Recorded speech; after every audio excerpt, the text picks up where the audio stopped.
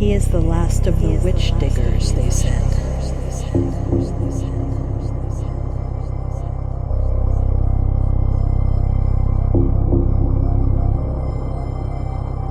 Susan was telling a passing farmer how strange women with long faces and arms glided up to the shanty and peered through the windows.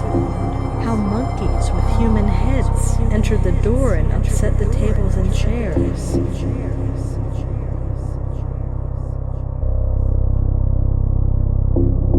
He is the last of the witch diggers, they said.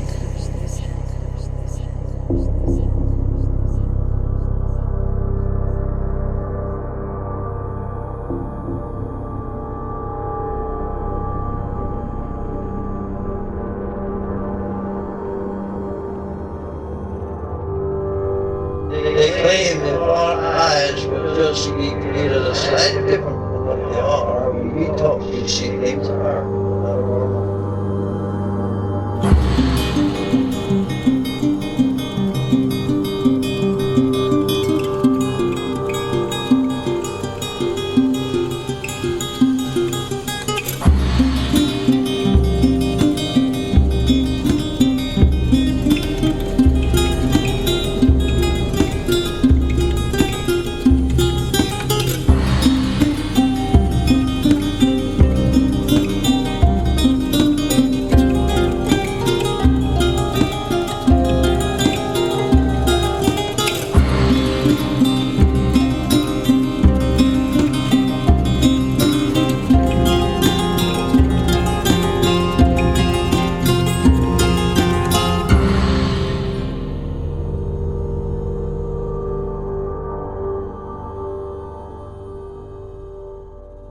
Welcome to Strange Familiars Podcast.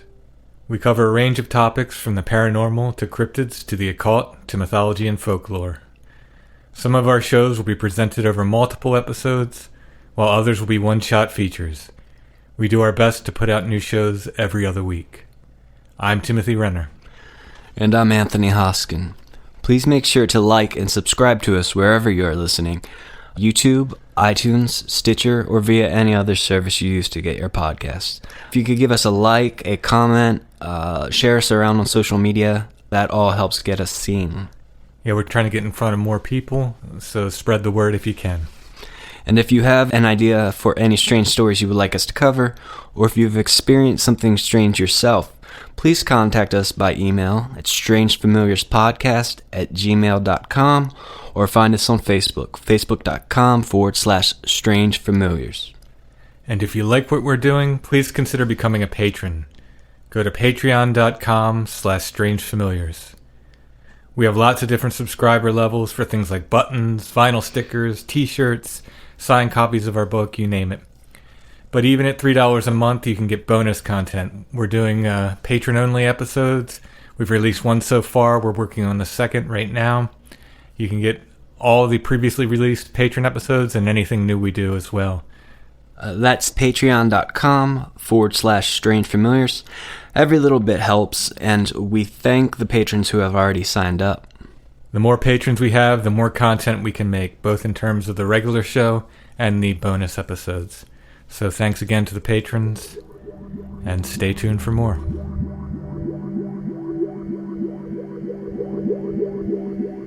So, the Witch Diggers. I have to say, That's the coolest name for any episode, I think. Yeah, Sharon, just people knowing nothing about the episode, just kind of telling people it was coming up, like the Where Does the Road Go crew. I was talking to them about it. They were very excited on name alone. They're like, oh, I can't wait for that one. Yeah. Of course, Joshua knows what it's about, but the rest of the crew was kind of like, just on name alone. I could tell they were excited to hear it. And it was very cool talking with Joshua, by the way. That was a very great segment that we did that you'll hear coming up here. Yeah, I think Joshua knocked it out of the park. Certainly. As per usual. I stumbled on this story when I was doing research for my upcoming book, which is called Bigfoot in Pennsylvania. This story was in a Pennsylvania paper, but it didn't take place in Pennsylvania. It's in Indiana. So I wasn't going to use it in the book, but it was really interesting. I just saw it and I was like, wow, this is a really interesting story. And in fact, this may become part of, if not a whole other book. by the time I'm done digging into it. Super interesting. Lots of stuff going on.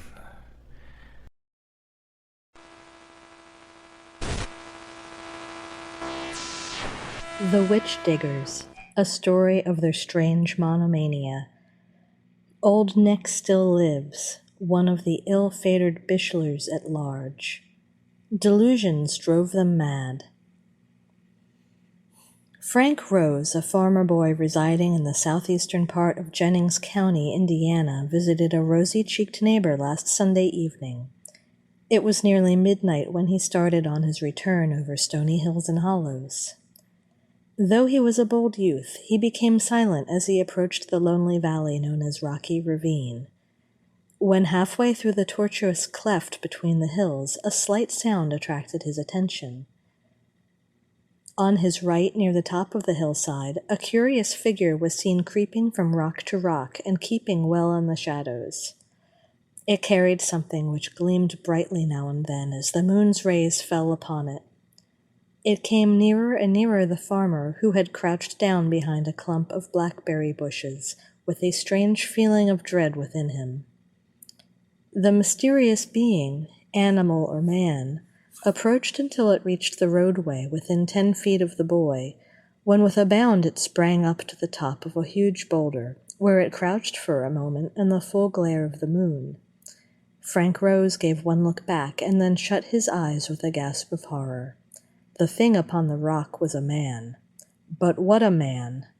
When Frank got home that night, he told a wonderful story of a vision he had seen upon the way of a creature which, though it walked on all fours, and was covered with hair from head to foot, carried a gleaming axe and displayed other indications of being human.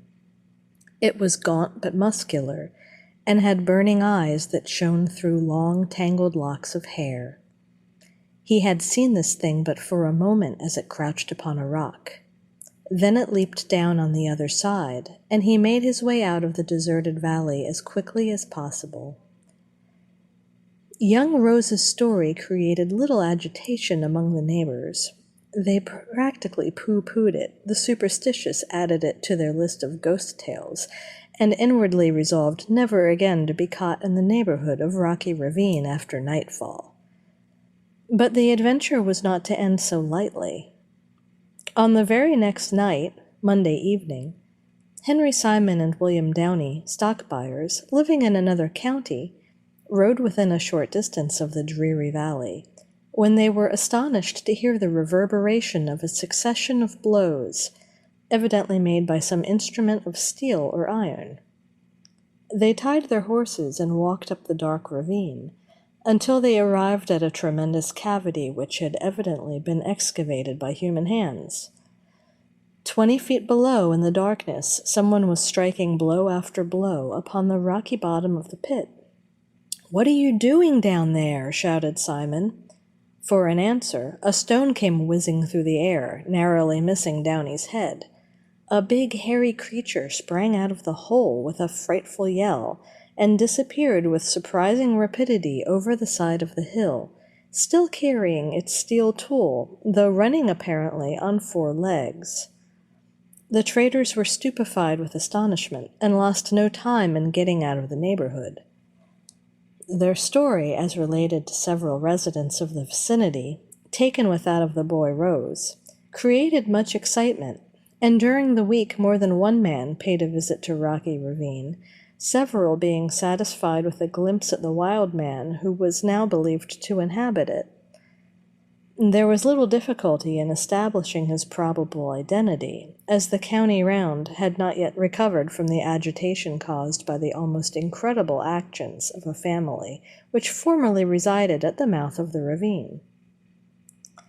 When a special correspondent visited the place yesterday to investigate the strange stories concerning it, there was but one belief among the people regarding the strange being of the valley. "He is the last of the witch diggers," they said. The history of the witch diggers is so remarkable as to be almost beyond belief. It is the story of a peculiar monomania that affected one by one an entire family until all were subjects for the insane asylum. The family was made up originally of hard-headed, practical people and included 3 brothers who fought bravely in the Union Army during the Civil War. A surprising feature of the entire affair is that, although it attracted widespread attention locally for weeks, and although thousands of people visited Rocky Ravine to witness the remarkable conduct of its residents, nothing of the witch diggers has reached the public ear until now. This fact is partly accounted for by the location of the tragic events to be described below, a country as wild as any to be found in Indiana, although not many miles away from North Vernon, a thriving railroad center, and the cultured and beautiful seat of Jennings County. The sterile, stony country surrounding Rocky Ravine belongs to a section of Hoosierdom that has been the home of crime and tragedy for many years, which has hidden in its unfruitful bosom many dark secrets of the past. Here it was that the organized bands of horse thieves of southern Indiana had their gloomy retreats and passed their living booty from station to station among the hills south of the winding Muscatatuck. Here it is that whitecapping was introduced as the only cure for prevailing lawlessness, and where it was afterward abused until the whitecaps became almost as much an object of public odium as their victims. Here many things could and do occur that would shock or interest the public, but which are never heard behind the confines of the dark country. This explains the general ignorance concerning the witch diggers, whose history is as interesting as it is remarkable. The Bischler parents were honest, uncultured Swiss, who came from the canton of Bern to this country many years ago. They brought with them 2 children, John and Susie, and others were born as the family moved westward and finally located on a farm 3 miles from Damascus, Columbiana County, Ohio. When the war broke out, 3 sons went away to fight for the Union, John and Steve in the 65th Ohio Infantry, and Nick in the 115th Ohio Volunteers. Steve was only a boy of 14 and was killed at the Battle of Franklin. John was drowned in the Mississippi, while Nick, who had just reached his majority, came back alone to the farm in Ohio. The parents died soon after, and Nick became the protector of his elder sister Susan, still unmarried and likely to remain so, and a brother, Sammy, who had never been burdened with any alarming amount of gray tissue. The 3 lived together, cultivating the little farm and making a comfortable subsistence until the spirit of unrest, which had been bred in Nick Bischler by his war experience, led him to sell the old homestead and move to Indiana. He bought a farm of 40 acres, hilly, stony, and marked with deep chasms and ravines, which lay about 4 miles southwest of Butlerville, a small station on the O&M Railroad. This was 10 years or more ago, and the Bischlers soon became known among the country folks as honest, hard-working people, a type of the respectable lower classes of Europe. Nick was a fine-looking man of middle age, with a sturdy form and bright blue eyes that contrasted well with his black hair. His heavy mustache and military air made him an object of admiration among the fair sex, but he never paid attention to the damsels of the neighborhood, seeming content to work day after day along with his sister and simple-minded brother. As for Susan, she was never in question as a marriageable quantity. She was an eerie creature, looking just a witch herself, with her great staring great eyes, hawk-bill nose, and capacious mouth, the only visible teeth of which were 2 false ones that were continually making their presence known by protruding beyond the shriveled lips of their wearer. Sammy was a small, dark man who rarely talked, except to repeat what someone else had said. The farm occupied by the Bischlers was a lonely place, lying some distance off the road, and with no neighboring homes near the little frame shanty where the trio lived. About 1/4 of a mile away from the house was a deep rocky cleft between high hills, which was known as Rocky Ravine. The narrow zigzag valley was a gloomy enough place even in the daytime, and some ugly stories were told about it, but they were for the most part vague and ill-founded. Such was the Bichler family when they first came to the neighborhood and for years afterward. The curious hallucination, which wrecked the minds of an entire family and set them upon the care of the world, was first manifested in Sammy, the youngest of the trio. One day Sammy was left alone in the solitary cabin, and when Nick returned he found the poor fellow crouched down beneath the bed, staring immovably at one of the small windows of the structure. He had seen something awful. This much was obtained from him by much questioning, though Sammy, as a rule, confined his conversational efforts to a repetition of some other person's remarks.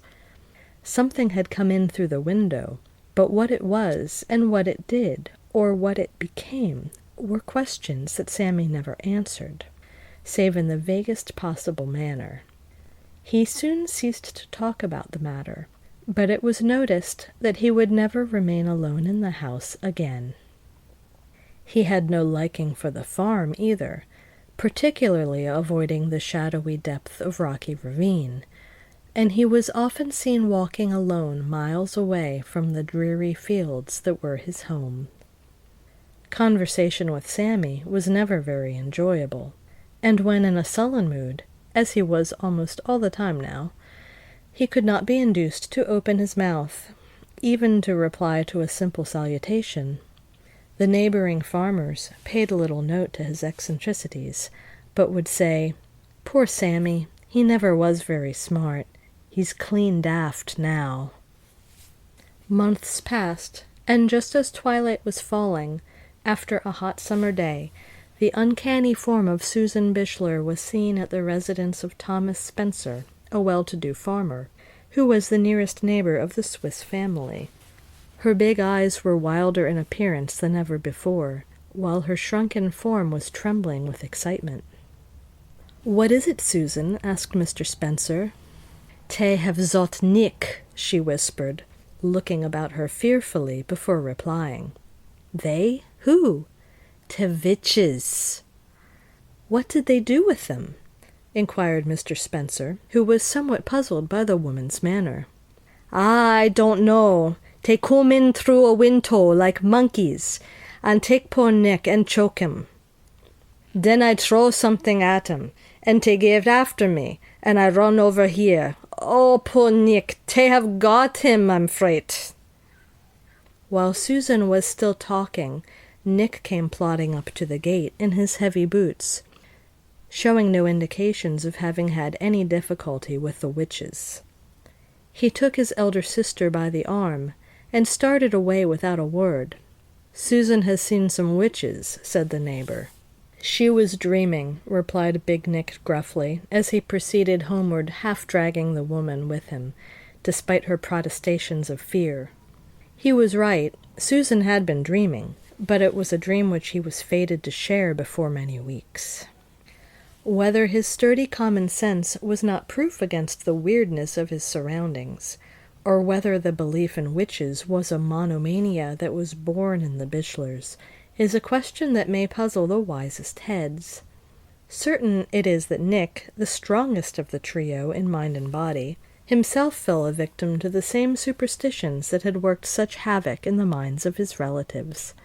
The fact was first discovered while Susan was telling a passing farmer how strange women with long faces and arms, hatless and barefoot, glided up to the shanty and peered through the windows, how monkeys with human heads entered the door and upset the tables and chairs, how monstrous snakes crawled into the little yard and spat great wads of venom at the weather-beaten boards of the cabin, and how 1,000 other inexplicable events were taking place night and day on the poor little 40-acre farm where the Bichlers were trying so hard to make a living. "All witches," repeated Susan in her dismal, whining voice. "To women, to monkeys, to snakes, everything. All witches." "Why don't you tell your sister that she's mistaken, Nick?" asked the farmer impatiently.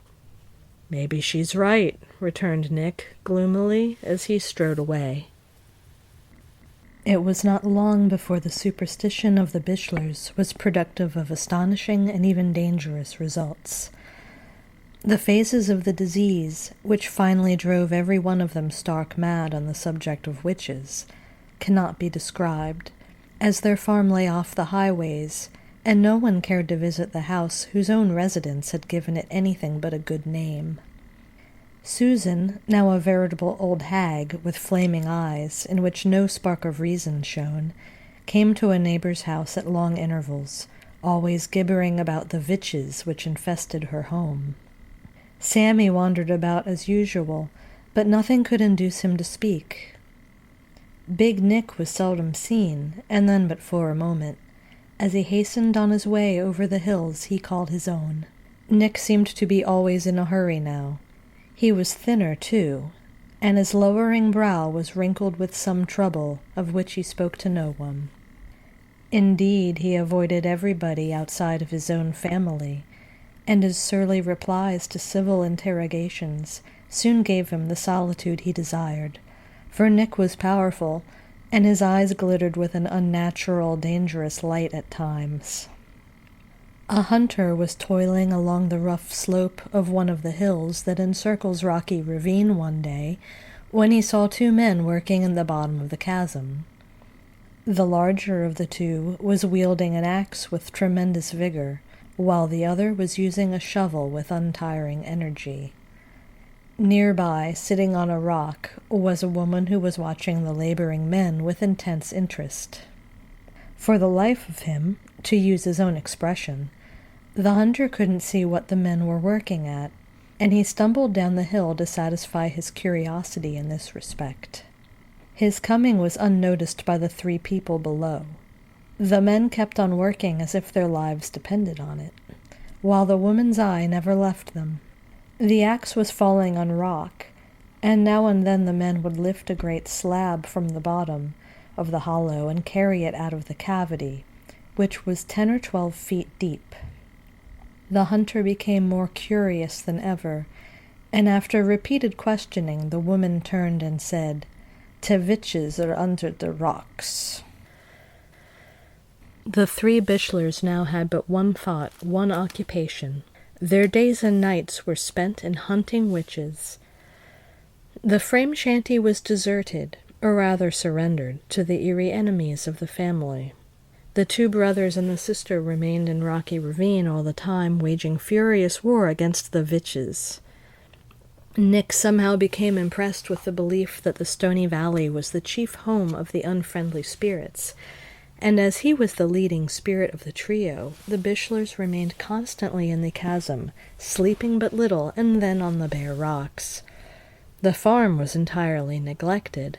A calf died of starvation. The Bishlers said the witches had killed it. A horse went the way of all earthly beings. The Bishlers killed all their cattle for fear they would breed more witches. A half-starved hen made its way to the ravine in search of food. The Bishlers set upon it with axe and club and hung the mangled remains to a tree as a warning to the other witches. A big green frog happened to leap into the hole where the men were working. They beat and chopped it into 1,000 bits, and added the few pieces of it that could be found to their trophies. Susan gathered a wagon load of switches, and with these the Bishlers occasionally massacred a witch in the shape of a luckless bird, a butterfly, a snake, or a bug. They kept tab on all of the slain witches by sticking pegs in the earth on a level spot a few yards from the seat of their labors, and here, after a successful battle with the common enemy, the three lunatics would gather, dancing around the sticks and screaming with laughter. They even sang of their triumphs at times, a monotonous chant, telling of the number killed, and threatening more dire results in the next engagement. Their trophies of victory increased until they had a large collection made up of the carcasses of birds and beasts and many inanimate objects. These relics would have been laughable had it not been for the terrible earnestness of the people who had gathered them. For 3 weeks the Bishlers lived in the ravine, working with frenzied energy and hardly stopping even to eat. The story of the hunter was soon noised about, and crowds of people came to witness the work of the witch-diggers. Strange to say, no effort was made to check the deluded wretches from their fruitless labors, although they were rapidly approaching the stage of utter exhaustion. During this period, the Bishler boys, with only one axe, a pick, and a shovel for tools, dug a trench 75 feet in length and from 15 to 25 feet deep down through the rocks, which have but a shallow coating of earth. The 2 men worked in a zigzag manner, always attacking a rock, no matter how large, whenever they could find one. They removed boulders from the mammoth trench that 10 men would find trouble in handling. The brothers seemed gifted with superhuman strength as well as energy, and they continued to dig long after they had struck water. For days they stood hip-deep in the pool, until their ragged trousers rotted away, leaving only the trunks. Whenever they removed a particularly large rock, they would find a witch, sometimes 3 or 4, but after killing them, more of the creatures could be heard further down. It is averred by the best citizens of the locality that Nick Bishler worked for nearly 2 weeks without sleeping and without sitting down, the others building a fire by night, in the light of which he threw his relentless axe. The crowd kept increasing, until it was not unusual to see thousands of people on the surrounding hillsides, watching the labors of the poor wretches in the ravine, who did not even seem aware of the attention they were receiving. The Bishlers, in fact, became as great an attraction as a circus or a county fair to the people for miles around, and to none of the visitors did it occur that the miserable maniacs should be placed in confinement before they killed themselves. The story of the remarkable occurrences at Rocky Ravine finally reached North Vernon, however, and Mayor W. S. Prather, Attorney W. M. Fitzgerald, and Dr. E. W. Bance drove the seat of war one Sunday. On the next day the Bishlers were prisoners on charges of lunacy. It was full time for such action. Poor Nick Bishler was nothing more than a living skeleton, being reduced from a weight of 160 pounds to half as much. He was so weak that but a few more strokes were left in his once powerful arm, and the enforced quiet after such excessive labors plunged him into a stupor of exhaustion, from which it seemed he would never be aroused. Sammy was but a little better, for he had done his utmost to bail the water out of the great trench, and might have succeeded had the perverse liquid not run back again as fast as he threw it out. Susan's wiry form seemed little injured by her long labor in open air. Nick was violently insane and was sent to the state asylum at Indianapolis, but was returned to the Jennings County Poor Farm, where Susan and Sammy already were. Nick did not remain. After a few hours' stay, he walked out of the infirmary unobserved and escaped into the tangled forests of the surrounding hills.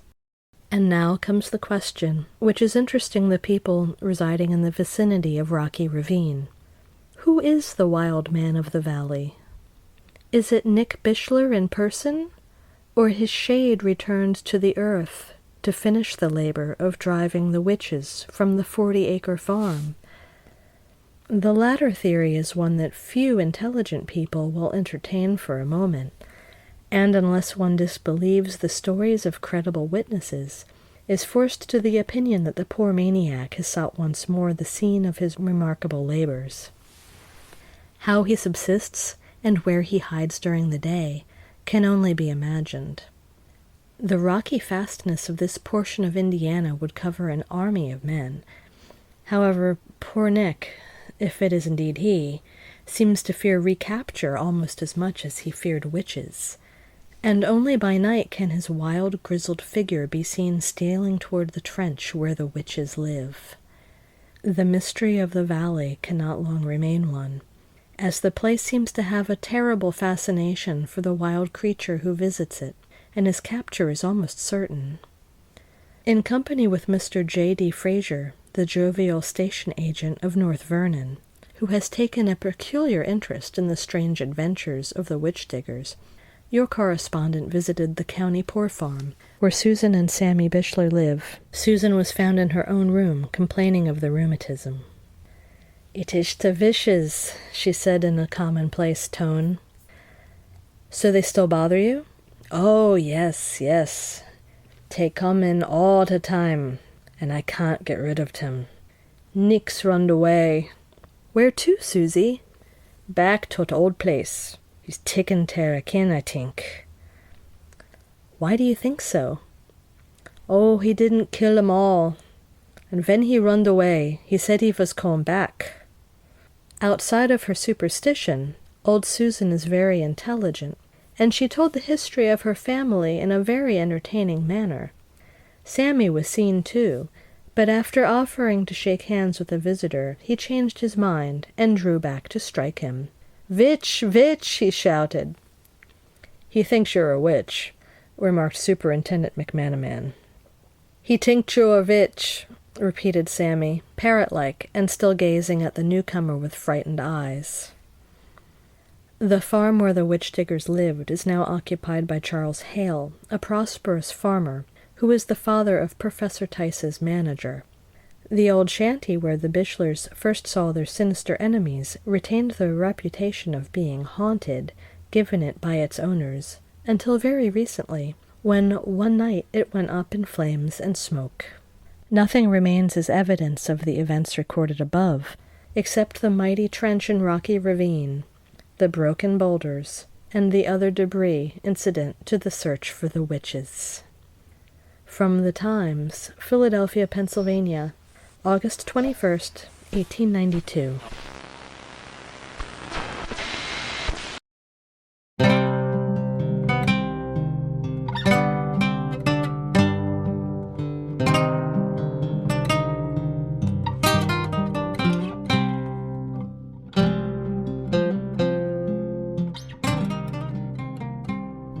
When you come into these stories, I want to try to prove as much as possible that they're true. I mean, it's hard to prove. That the people were real, you want to make sure. Right, yeah. So that's where you start. And with this one, it's so strange. It's easy to think that it never happened, that it's unreal, but it is in fact true. It really happened. As best as we can tell. Yes. The people were real. We know that much. So the Bishlers, my wife did the genealogy on them. She's a pretty... Awesome. Yeah, she's pretty good at that. She gets it genetically from her father and her grandfather. We're also pretty hardcore genealogists. So she helped me track the Bishlers down and find some information on them. What they say in the article is absolutely true with the number of children. Sammy's real name might have been Henry. There's a note in the census of a Henry Bishler, and no mention of Sammy. I think they mentioned that he was dark complected even. Okay. And I think they mentioned that in the article as well. That he. Okay. So his real name might have been Henry. Maybe Sammy was a nickname. Yeah. Who knows? Other than that, all the information seems dead on that they mentioned in the article, except that from what we can tell, all three of the brothers that went to the Civil War were in the same regiment. Same regiment. Unless Nick was maybe transferred at some point away, and that's not in the records that we found. So here we have four brothers, one sister, but the brothers in the war, one died, and then there's an interesting story about the other brother.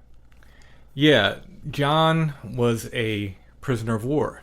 He fought for the Union, so he would have been a prisoner in one of the southern prison camps. And he died on a very famous maritime tragedy. It was actually the biggest maritime tragedy in the history of the United States. Yeah, it's crazy. The Sultana explosion. It was a steamship that blew up, I think it was on the Mississippi, April 27th, 1865. And it was filled with thousands of released POWs. It was overfilled. There were more people than were supposed to be on it, correct? Many more. Yeah. Many more people. Then it exploded. They were warned about it. The captain had made some kind of deal with the colonel to get all these prisoners home or something. He took a bribe, or the colonel took a bribe. The Sultana story is really, really interesting. Interesting, yeah. It's really worth looking into. We could probably do an episode on that, and we might. Yeah, we very well might. So it exploded April 27th, 1865. In the article, they say he drowned. They don't mention that he drowned because the Sultana exploded. Yeah. What I think about that is when you ask people how they don't want to die, usually fire and drowning come up. And that gentleman and many other were faced with either dying by fire or by water. Yeah, and he could have burned and then drowned for all we know. I mean, it's a horrible story. So you start out with this horrible family history going into it. The Civil War wasn't a pretty war anyway. Yeah. So Nick is the only of the three brothers that went to war who's coming home. And I can imagine he was not very well. He's seen some things, and he was probably a bit shaken, though the article doesn't say anything necessarily about his condition on returning home. It doesn't, but he does seem to keep to himself. Yeah. And he moves the family from Ohio to Indiana. And that's where the strangeness begins. It does. So there's these elements that pop up that I recognized in the Witch Digger story that made me look at it as a Bigfoot thing. In other words, they're talking about human-headed monkeys in the article. They're talking about them coming through They're windows. supposedly what started this, yeah. So these old articles, obviously they didn't have Bigfoot. It wasn't a name back then. They called them wild men. Yeah. They didn't have a lot of names for these. I think maybe the Bishlers were calling them witches. Yeah. So these creatures, I'm assuming they're Bigfoots, you know. So I looked in the area. I just thought, out of curiosity, I shift my research from Pennsylvania to Indiana for a bit. And I looked up wild men in the area and gorillas. This is the late 1800s. Mostly you look for wild men. That's mostly what they called these creatures. They didn't have a real name for them in the vocabulary. If you're not familiar with a gorilla at this point, you know. Yeah, as we said in episode 3, Bigfoot didn't come around until the 50s, I believe it was, yeah, right? like 50s, 60s, really didn't come into common use probably to the 70s. But the mountain gorilla wasn't known to the West until really the late 1800s. Most people wouldn't have had it as a vocabulary word. So what do you call a hairy thing that walks on two legs that you see? You call it a wild man. And I guess sense. The attitude of a lot of these old articles, and again for my book, I'm just neck deep in this stuff. So there's this sort of undercurrent that when a man abandons society, turns his back on society and goes off to live in the woods, somehow he grows hair like an animal. Yes. And they'll mention like Darwin sometimes. Yep, evolution doesn't take a very long time, apparently. You go out in the woods for one day and you grow hair all over your body. Yeah, it's a matter of just turning your back on society and you'll start to grow hair. That was kind of the attitude and belief of a lot of people, I think, back then. So then the mountain gorilla becomes known because they were bringing them over from circuses, for zoos, and they were taking pictures of them that were appearing in newspapers. So people would see them traveling around sometimes, or they'd see pictures of them in the newspaper. So now they had something to call it. Now they said, "Oh, it's a gorilla. I saw a gorilla in the woods." So you find these gorilla articles too. So I looked around for wild men and gorillas in Indiana around the same time as the Witch Diggers article. And interestingly enough, very close by, I found these articles.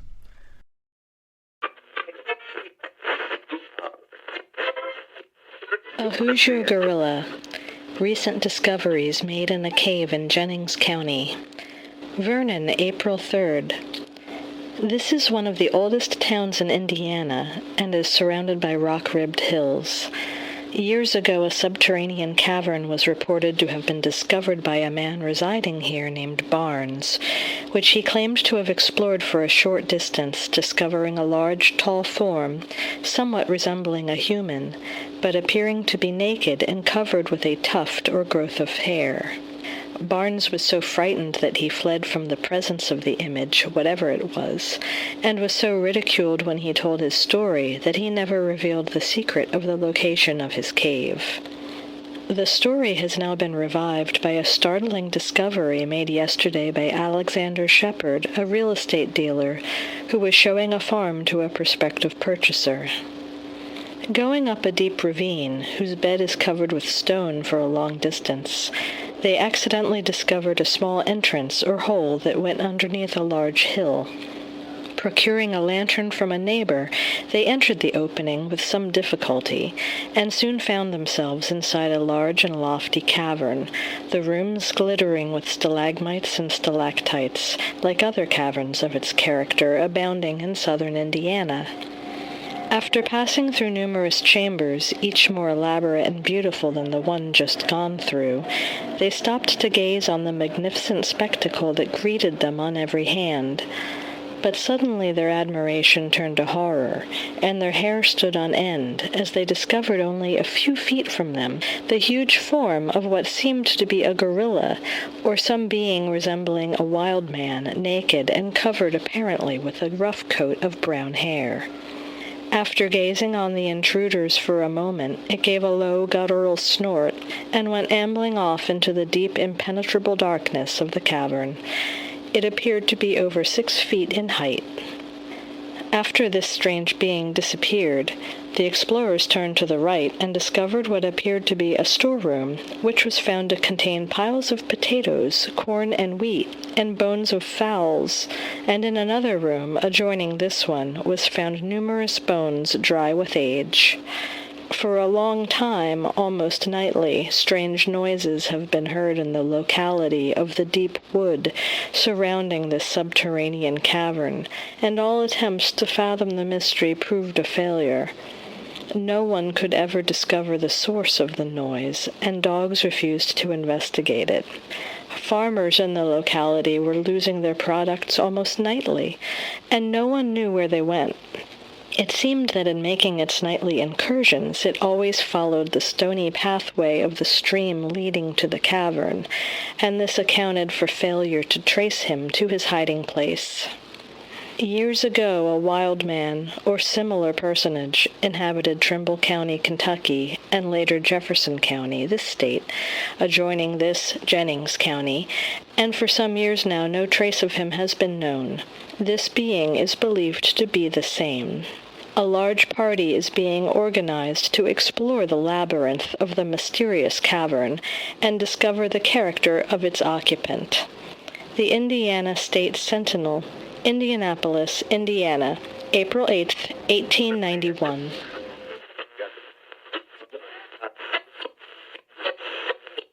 Two honest, sober citizens of Marion have seen a wild man near that place.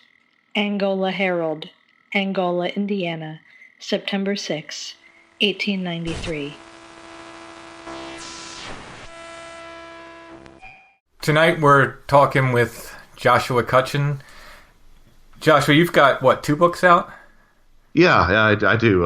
Both through Anomalous Books. A Trojan Feast, which is about the sort of the role of food in anomalous encounters, and The Brimstone Deceit, which looks at the commonalities of scent in a lot of these 14 events. Huh. And we're not going to talk to you about either of those today. I know, it's refreshing. That is very interesting. I'm excited to not talk about it, yeah. But we will have to have you back on at some point and dig into the taste and smell of the paranormal with you. Yeah, and where can you get those? They're available through Amazon or Barnes & Noble. Okay. But tonight we're talking about the Witch Diggers, which is an article I threw your way, basically just because I heard you talking about a certain episode of Sasquatch Chronicles on Where Did the Road Go. I found some commonalities there, and I thought, well, I'm gonna bring Joshua on and talk to him about that.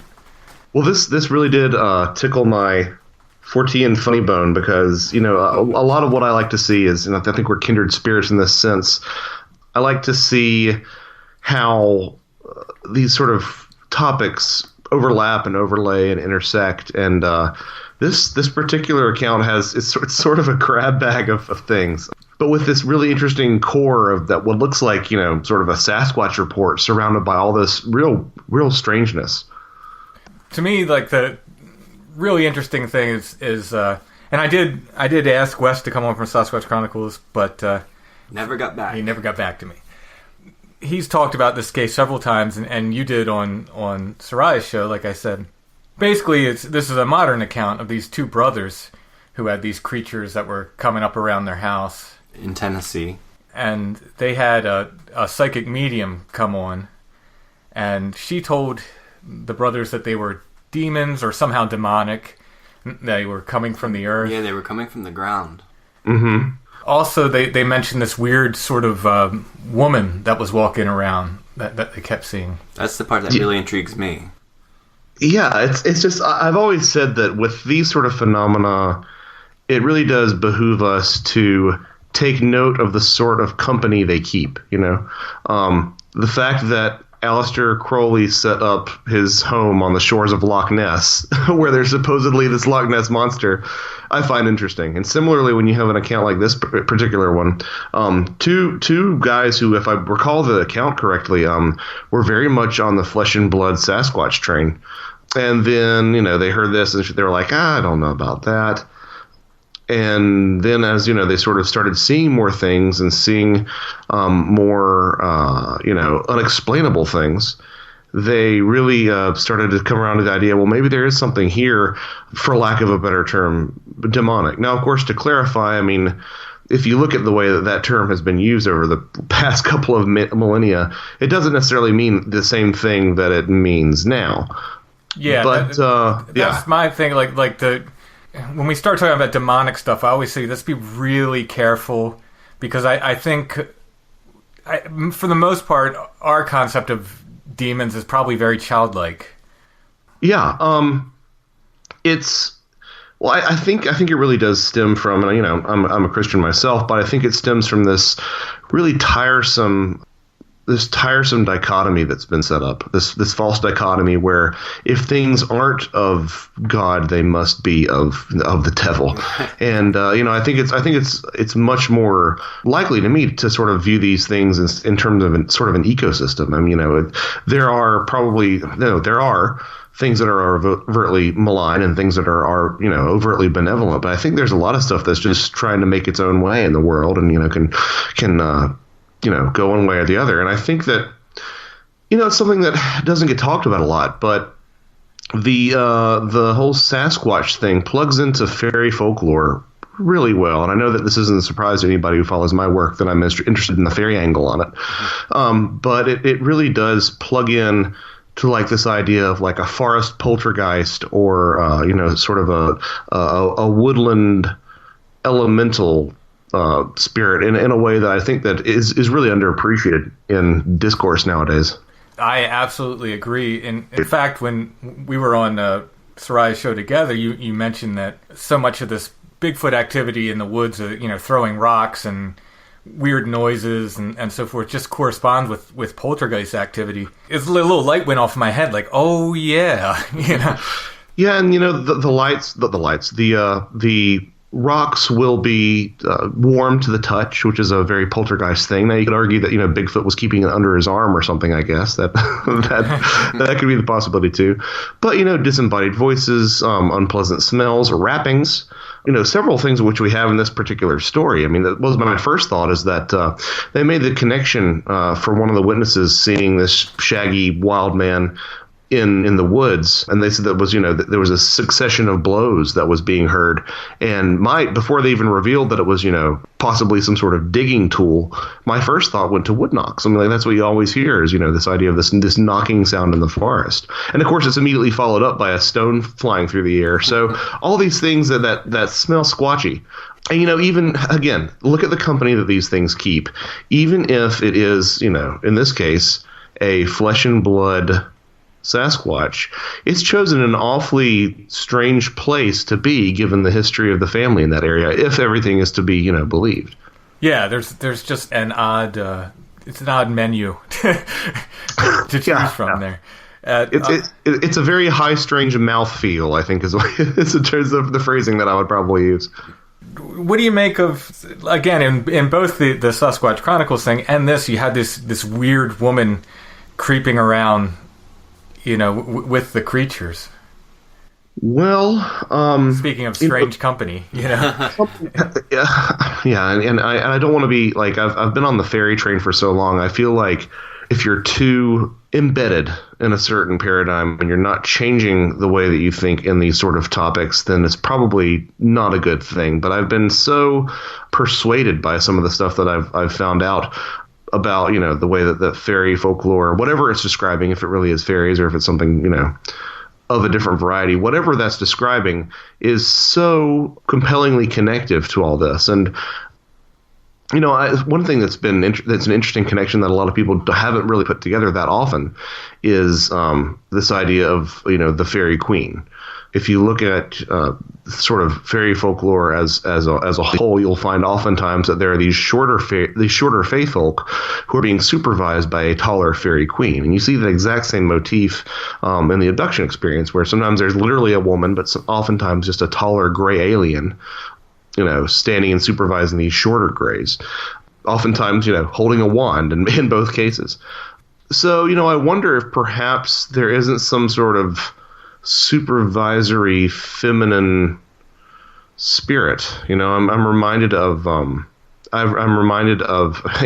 Terence McKenna would say the mother goddess, or we would make some sort of reference to that. But I think that there is a history of qualifying, if we're going to sort of get really esoteric, deep in the weeds here. There is a strong tradition worldwide of characterizing nature as feminine, Gaia, Mother Earth, that sort of thing, Mother Ayahuasca. And I wonder if perhaps, there isn't some sort of element that's being manifested in that way here. That's the most sense that I can make out of it. it sounds as logical as anything to me. It's certainly as logical as some sort of witch that's summoning these hairy things.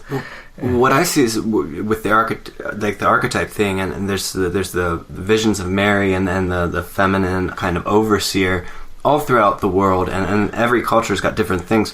But what intrigues me about this is it's almost the exact same description for both situations of the old white. Is it she's all kind of white? She's got the pale complexion and long face. It's almost identical. I almost feel like these brothers may have heard that story and incorporated it because it's so identical in these two particular situations. Oh yeah, I mean it's very specific. Now I can't recall. Do you remember where those brothers were from in the modern encounter? It was Tennessee, I believe. Okay, it's not too far geographically removed. No. There was a couple people who jumped in, I think in the Sasquatch Chronicles forum, and started listing like, oh, I saw, a weird-looking woman in conjunction with a Sasquatch sighting or something as well. So it appears to be one of these things that happens that people just don't note that much. I'm wondering if it's like I always bring up UFOs and Sasquatch, how, a lot of your Sasquatch researchers throw out the UFOs, when they happen at the same time. Out the window goes the UFOs, and they'll tell you all day about the Sasquatch thing. Because our subject isn't the crazy subject. It's when our people say that they saw Bigfoot, well, they're telling the truth. But when those people say that they saw a flying saucer, well, they're crazy. I mean, that's part of the reason. And there is an attitude that I feel like is thawing a bit.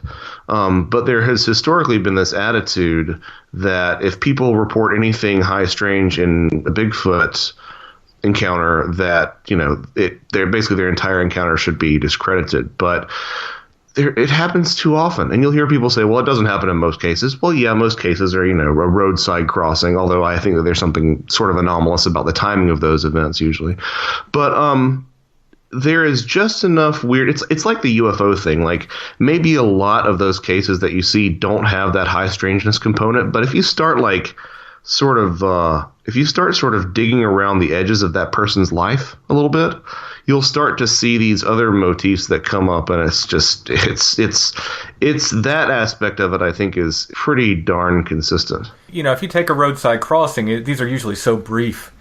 But if you have people who have ongoing contact, like these brothers, for instance, or the Witch Diggers family in the article, you almost always start getting really, really weird stuff in conjunction. Just, not just stuff that'll make you start going, is this just an ape? Yeah.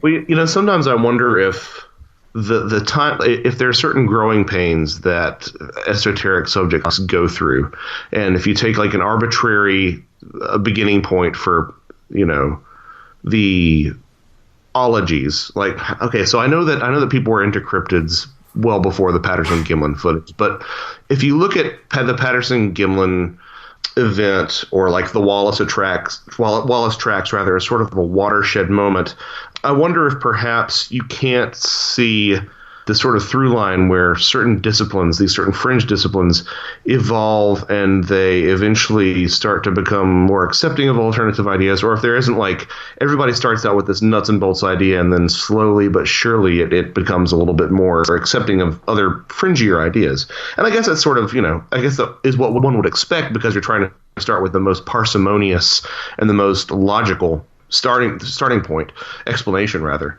before exhausting all those options and saying, well, maybe it's something really weird. But sometimes I wonder if there isn't like these sort of growing pains that every Fortean discipline has to go through before they can eventually start saying, okay, yeah, this is getting weird. There's some stuff here that we can't quite nail down.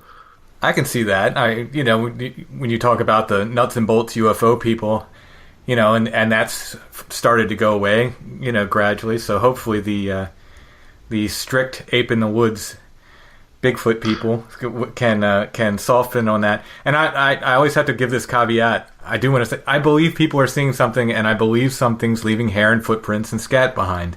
I just don't think it's as simple as an ape in the woods. That's all I'm saying.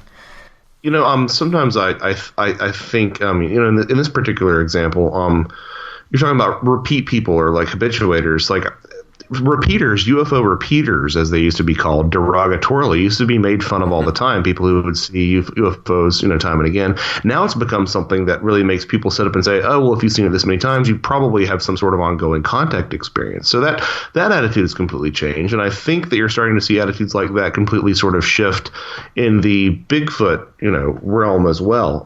But, to sort of build off of what you just said, I mean, yeah, there is a physical component, and I would even, in the case of Bigfoot, say a physical, like biological component to these experiences, just as there is a physical component that interacts with the physical world in UFO experiences.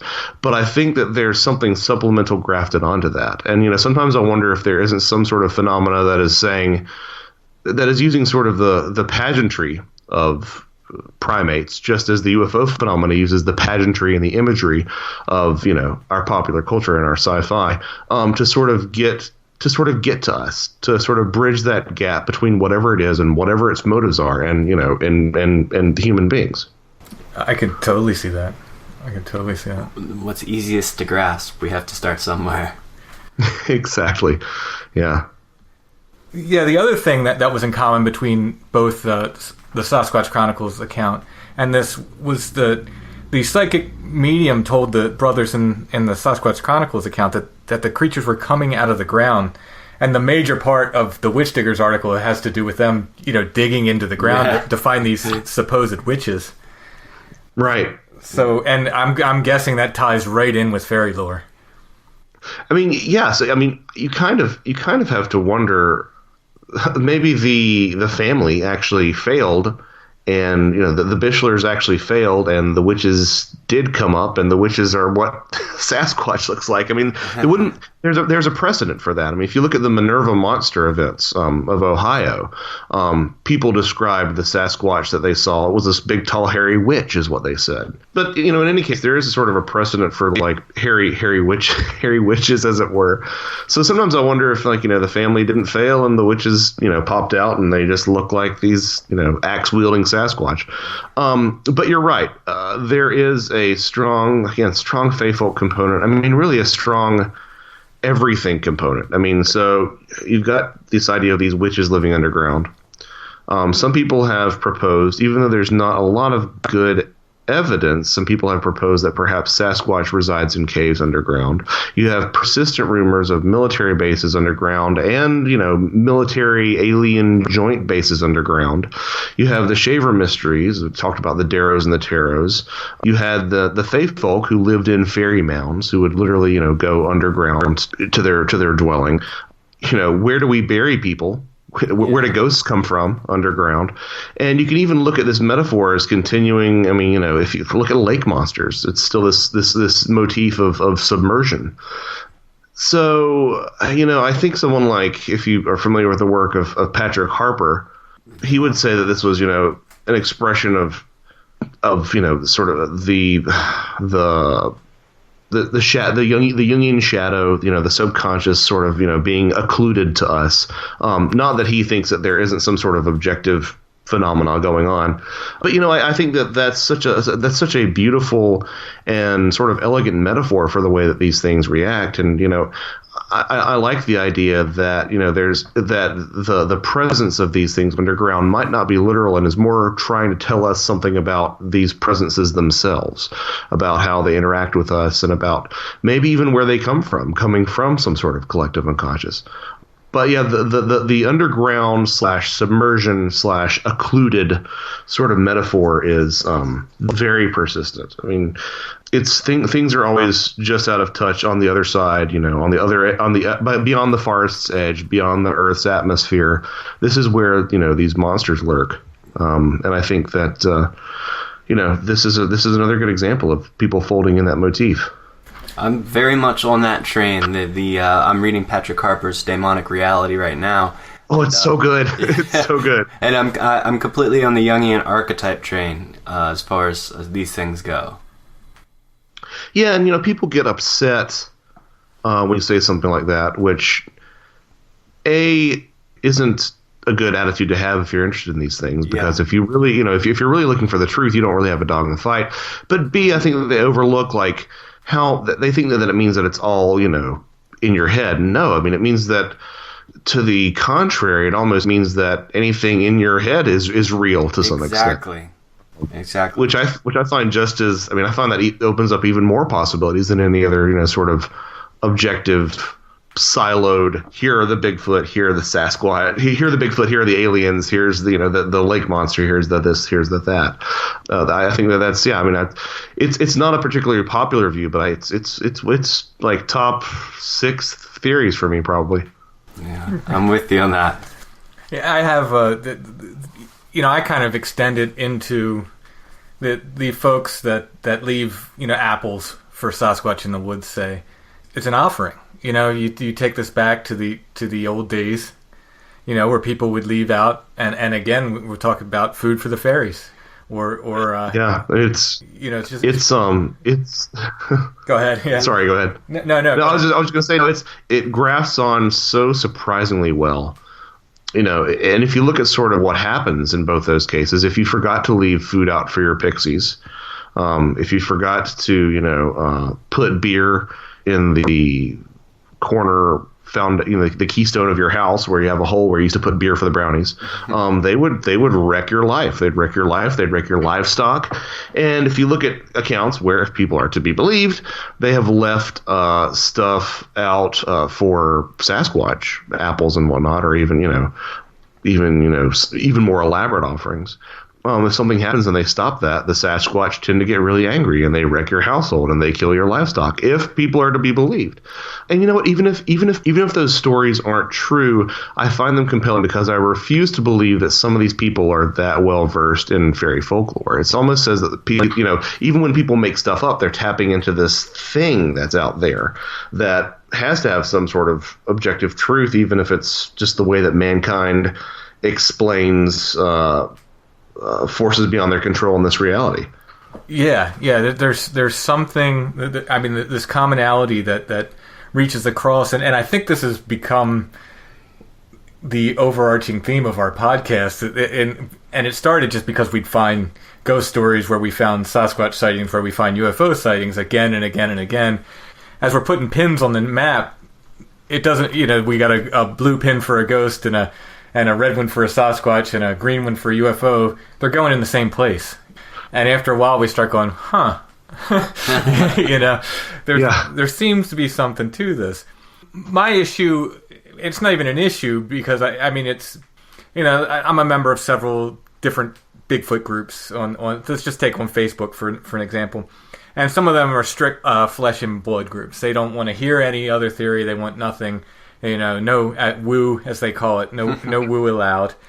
To people like that, I just and it's why I say again and again, I absolutely believe something's leaving footprints and hair behind. It's not, but to try to marry these concepts, to someone who either doesn't believe at all or believes it's an ape in the woods, it's just so difficult to try to get it across to them. Like, I'm not fighting with you on the physicality of this thing. I'm just saying there's more to it, and there's these other elements that weave into these other paranormal things so well.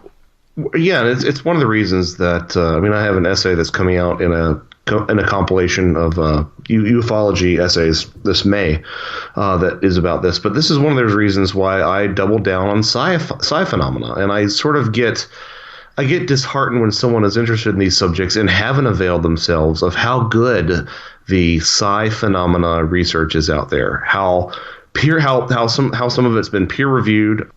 We're dealing with some amazing research that is just tearing down this materialist idea that we exist in this meaningless universe that where the fundamental quality of everything is matter. It's just atoms.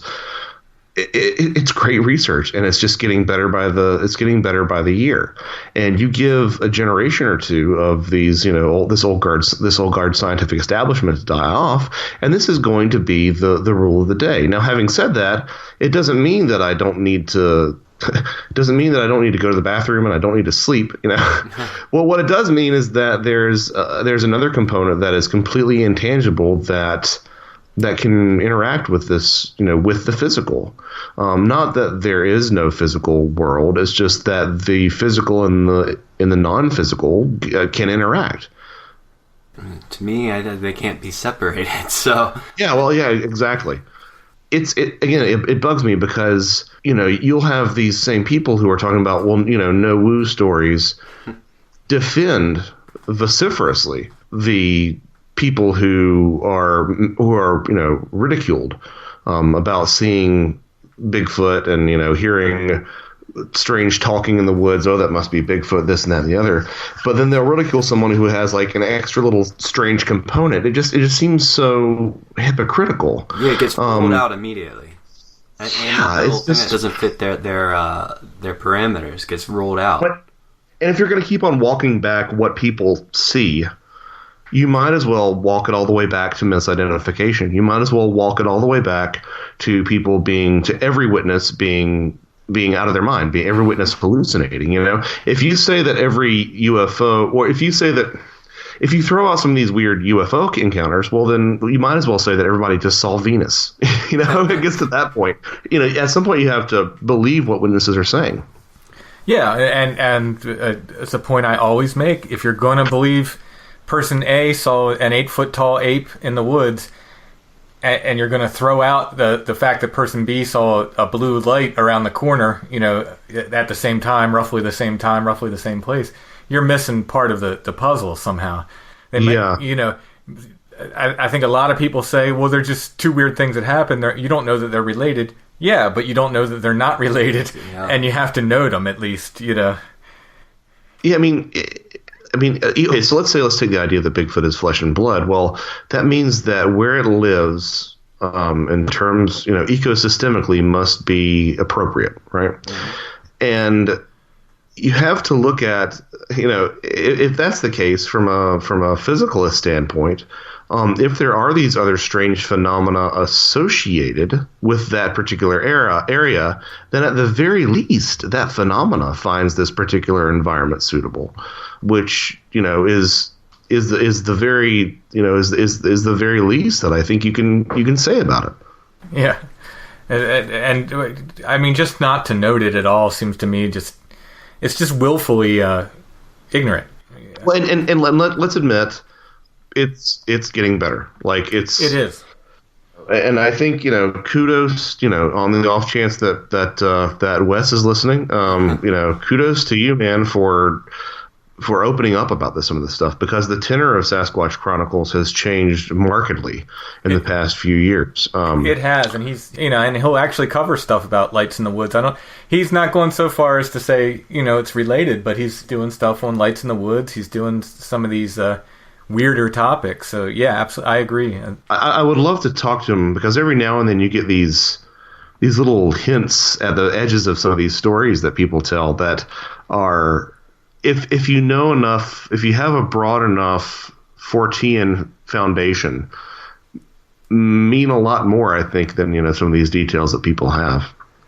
Like, for example, the fact that people always talk about, well, it sounded like a giant owl. Oh, well, that must have been Sasquatch. Well, no, there's plenty of weirdness associated with owls that we can talk about.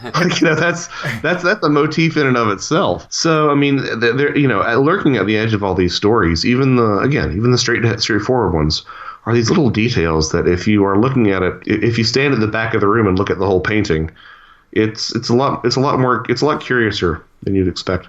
Now, there is one aspect of this particular, the Bischler family case where the associated wild men with the area that we haven't really talked about, which is the fact that this initial wild man sighting was carrying an axe, right? Yeah. It was carrying an axe, and then it dropped down onto four legs and ran with the axe somehow.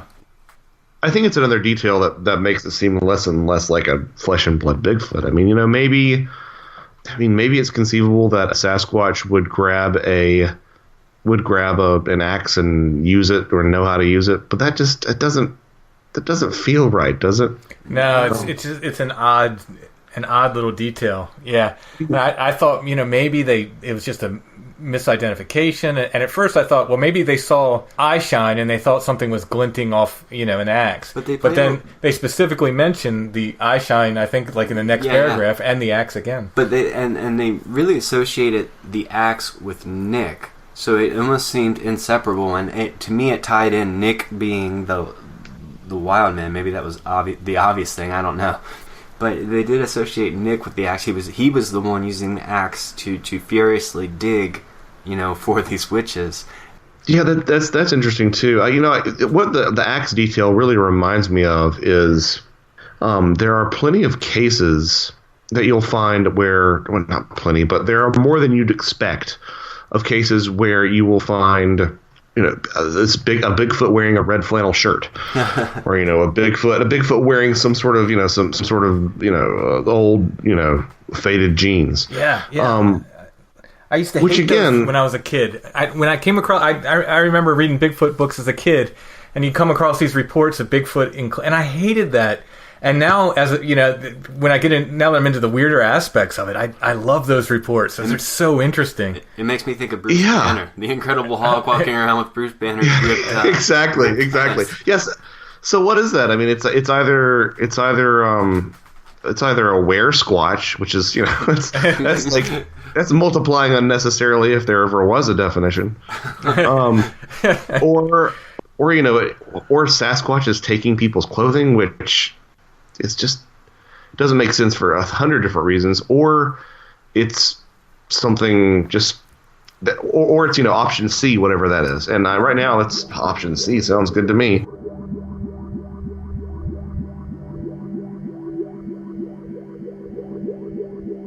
And so the ditch has been dug. Episode 4 of Strange Familiars. Thanks everybody for listening. If you want to help, again, go to patreon.com/strangefamiliars. We could definitely use the help. Share us around on social media.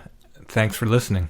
And we'd like to thank Joshua Cutchin for coming on the show today. He was a great addition. Yeah, that was a real pleasure. I mean, I was real nervous going into that. It was my first attempt at Skyping. Joshua made it very easy. He was very well spoken. It was a great conversation. I had a really good time with that. And like I said, it was just a real pleasure. So thank you, Joshua. Strange Familiars is a production of Dark Holler Arts, LLC. Music, art, podcasts, books, and more. darkhollerarts.com. Intro and background music by Stone Breath, which is our band. Go to stonebreath.bandcamp.com for more. Our newsreader for this episode was Sarada.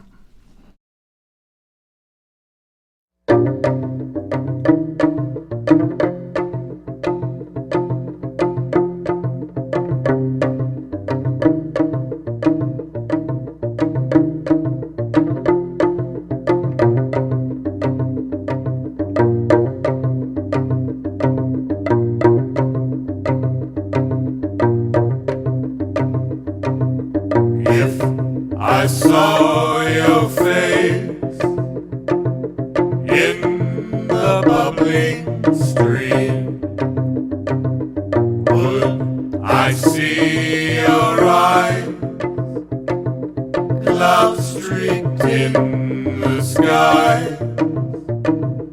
Oh, mother, why do I sit in tears, wishing I could hear your voice in my ear?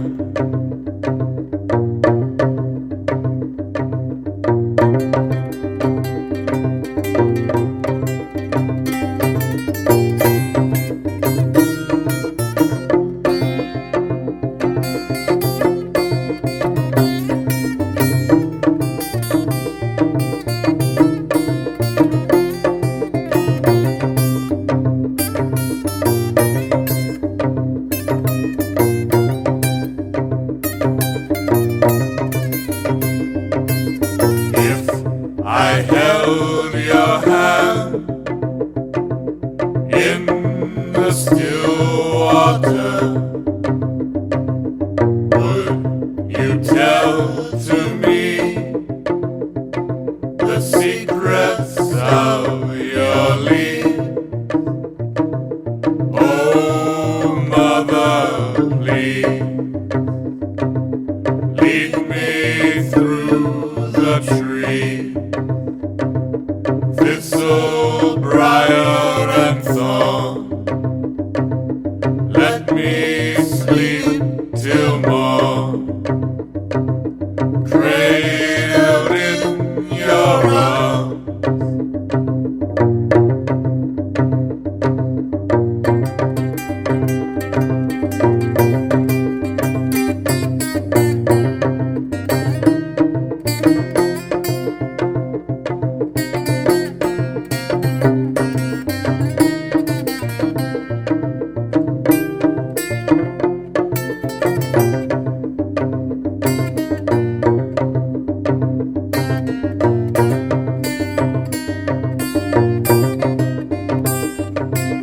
If I placed your heart shining in a lamp, would you light the way from darkness into day?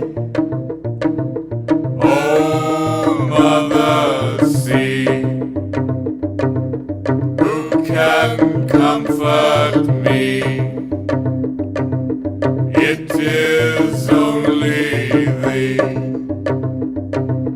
Ever shall it be your son at your knee?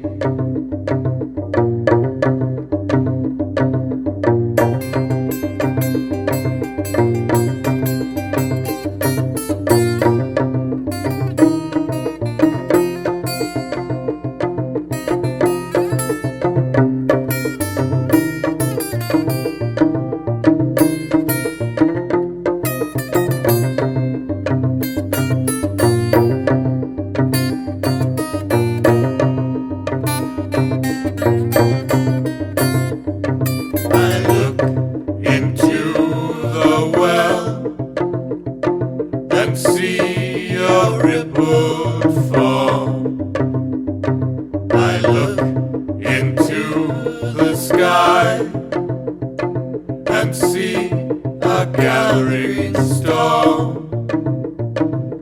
Oh, mother, when